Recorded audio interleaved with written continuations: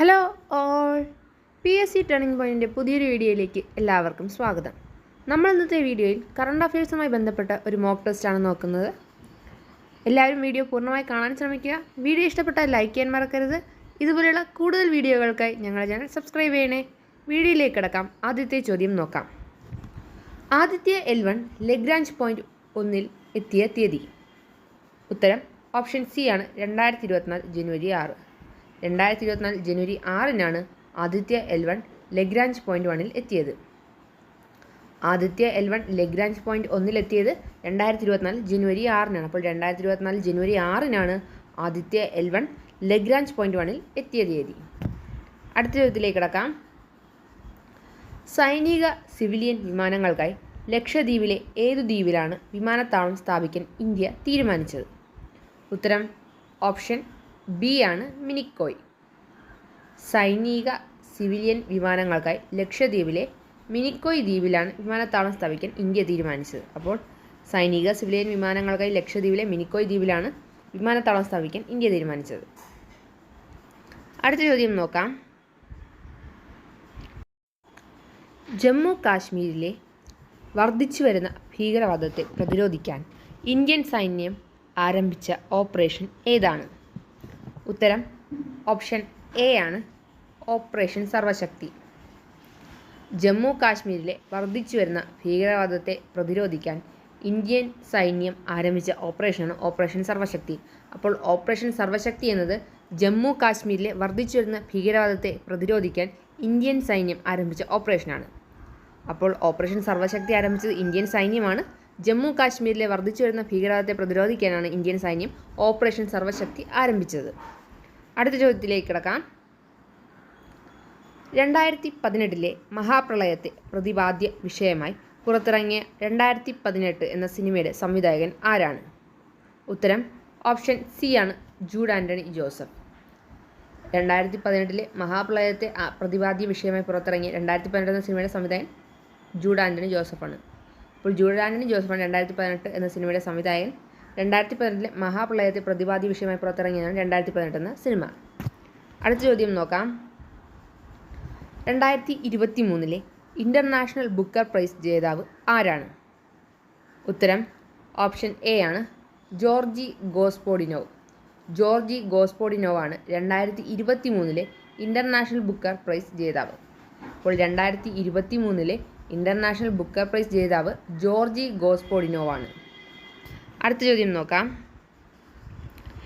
2022-23 Indian super league കിരീടം നേടിയ football club ഏത്? ഉത്തരം ഓപ്ഷൻ ഡി ആണ് ATK മോഹൻ ബഗാൻ. ATK മോഹൻ ബഗാനാണ് 2022-23 ഇന്ത്യൻ സൂപ്പർ ലീഗ് കിരീടം നേടിയ ഫുട്ബോൾ ക്ലബ്ബ്. അപ്പോൾ 2022-23 ഇന്ത്യൻ സൂപ്പർ ലീഗ് കിരീടം നേടിയ ഫുട്ബോൾ ക്ലബ്ബ് ATK മോഹൻ ബഗാനാണ്.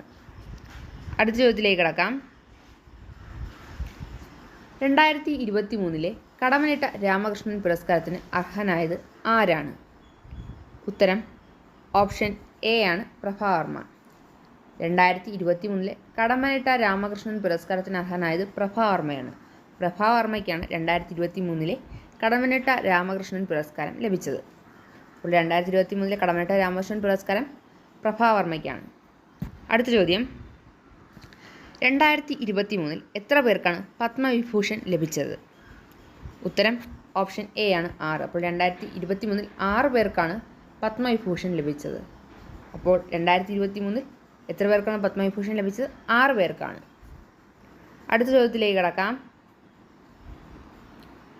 കേന്ദ്ര മലിനീകരണ ബോർഡിൻ്റെ കണക്കുപ്രകാരം ഇന്ത്യയിലെ ഏറ്റവും മലിനീകരിക്കപ്പെട്ട നദി? ഉത്തരം ഓപ്ഷൻ ഡി ആണ് കൂവം. കേന്ദ്ര മലിനീകരണ ബോർഡിൻ്റെ കണക്കുപ്രകാരം ഇന്ത്യയിലെ ഏറ്റവും മലിനീകരിക്കപ്പെട്ട നദിയാണ് കൂവം. അപ്പോൾ കൂവം എന്നതാണ് കേന്ദ്ര മലിനീകരണ ബോർഡിൻ്റെ കണക്കുപ്രകാരം ഇന്ത്യയിലെ ഏറ്റവും മലിനീകരിക്കപ്പെട്ട നദി. അപ്പോൾ കേന്ദ്ര മലിനീകരണ ബോർഡിൻ്റെ കണക്കുപ്രകാരം ഇന്ത്യയിലെ ഏറ്റവും മലിനീകരിക്കപ്പെട്ട നദി കൂവമാണ്. അടുത്ത ചോദ്യത്തിലേക്ക് കിടക്കാം. പോളവാരം ജലസേചന പദ്ധതി നിലവിൽ വരുന്ന സംസ്ഥാനം ഏതാണ്? ഉത്തരം ഓപ്ഷൻ സി ആണ് ആന്ധ്രാപ്രദേശ്. അപ്പോൾ പോളവാരം ജലസേചന പദ്ധതി നിലവിൽ വരുന്നത് ആന്ധ്രാപ്രദേശിലാണ്. അപ്പോൾ ആന്ധ്രാപ്രദേശിലാണ് പോളവാരം ജലസേചന പദ്ധതി നിലവിൽ വരുന്നത്. പോളവാരം ജലസേചന പദ്ധതി ആന്ധ്രാപ്രദേശ്. അടുത്ത ചോദ്യത്തിലേക്ക് കടക്കാം. രാജ്യത്ത് ശേഷിച്ച 3 ആണവ നിലയങ്ങളും 2023 അടച്ചുപൂട്ടിയ രാജ്യം ഏതാണ്? ഉത്തരം ഓപ്ഷൻ ബി ആണ് ജർമ്മനി. അപ്പോൾ ജർമ്മനിയാണ് അവശേഷിച്ച 3 ആണവ നിലയങ്ങളും 2023 അടച്ചുപൂട്ടിയത്. രാജ്യത്ത് ശേഷിച്ച 3 ആണവ നിലയങ്ങളും 2023 അടച്ചുപൂട്ടിയ രാജ്യം ജർമ്മനിയാണ്. അപ്പോൾ ജർമ്മനിയാണ് രാജ്യത്ത് ശേഷിച്ച 3 ആണവ നിലയങ്ങളും 2023 അടച്ചുപൂട്ടിയ രാജ്യം. അടുത്ത ചോദ്യം നോക്കാം. 2023 ജനുവരിയിൽ യൂറോയെ ഔദ്യോഗിക നാണയമായി അംഗീകരിച്ച രാജ്യം ഏതാണ്? ഉത്തരം ഓപ്ഷൻ എ ആണ് ക്രൊയേഷ്യ. 2023 ജനുവരിയിൽ യൂറോയെ ഔദ്യോഗിക നാണയമായി അംഗീകരിച്ച രാജ്യം ക്രൊയേഷ്യയാണ്. ക്രൊയേഷ്യയാണ് 2023 ജനുവരിയിൽ യൂറോയെ ഔദ്യോഗിക നാണയമായി അംഗീകരിച്ച രാജ്യം. അടുത്ത ചോദ്യം നോക്കാം. മെച്ചപ്പെട്ട കാലാവസ്ഥാ നിരീക്ഷണങ്ങൾക്കും കരസമുദ്ര ഉപരിതലങ്ങൾ നിരീക്ഷിക്കുന്നതിനും വേണ്ടിയുള്ള ISROയുടെ ഉപഗ്രഹം. ഉത്തരം ഓപ്ഷൻ എ ആണ് ഇൻസാറ്റ് 3DS. മെച്ചപ്പെട്ട കാലാവസ്ഥാ നിരീക്ഷണങ്ങൾക്കും കരസമുദ്ര ഉപരിതലങ്ങൾ നിരീക്ഷിക്കുന്നതിനും വേണ്ടിയുള്ള ISROയുടെ ഉപഗ്രഹമാണ് ഇൻസാറ്റ് 3DS. അപ്പോൾ ഇൻസാറ്റ് 3DS എന്നത് ISROയുടെ ഉപഗ്രഹമാണ്. മെച്ചപ്പെട്ട കാലാവസ്ഥാ നിരീക്ഷണങ്ങൾക്കും കരസമുദ്ര ഉപരിതലങ്ങൾ നിരീക്ഷിക്കുന്നതിനും വേണ്ടിയുള്ള ISROയുടെ ഉപഗ്രഹമാണ് ഇൻസാറ്റ് 3DS. അപ്പോൾ ഇൻസാറ്റ് 3DS എന്നത് കാലാവസ്ഥാ നിരീക്ഷണങ്ങൾക്കും മെച്ചപ്പെട്ട കാലാവസ്ഥാ നിരീക്ഷണങ്ങൾക്കും കരസമുദ്ര ഉപരിതലങ്ങൾ നിരീക്ഷിക്കുന്നതിനും വേണ്ടിയുള്ള ISROയുടെ ഉപഗ്രഹമാണ്. അടുത്ത ചോദ്യത്തിലേക്ക് കിടക്കാം. ഇന്ത്യയിലെ ആദ്യത്തെ സോളാർ ബജറ്റ് ക്രൂയിസ് ബോട്ട് ഏതാണ്? ഉത്തരം ഓപ്ഷൻ സി ആണ് ഇന്ദ്ര. ഇന്ദ്രയാണ് ഇന്ത്യയിലെ ആദ്യത്തെ സോളാർ ബജറ്റ് ക്രൂയിസ് ബോട്ട്. അപ്പോൾ ഇന്ത്യയിലെ ആദ്യത്തെ സോളാർ ബജറ്റ് ക്രൂയിസ് ബോട്ട് ഏതാണ്? ഉത്തരം ഇന്ദ്രയാണ്. ഇന്ദ്രയാണ് ഇന്ത്യയിലെ ആദ്യത്തെ സോളാർ ബജറ്റ് ക്രൂയിസ് ബോട്ട്. അടുത്ത ചോദ്യം. ഇന്ത്യയിലെ പ്രഥമ കായിക ഉച്ചകോടിക്ക് വേദിയായ നഗരം. ഉത്തരം ഓപ്ഷൻ ഡി ആണ് തിരുവനന്തപുരം. ഇന്ത്യയിലെ പ്രഥമ കായിക ഉച്ചകോടിക്ക് വേദിയായ നഗരം തിരുവനന്തപുരമാണ്. അപ്പോൾ തിരുവനന്തപുരമാണ് ഇന്ത്യയിലെ പ്രഥമ കായിക ഉച്ചകോടിക്ക് വേദിയായ നഗരം.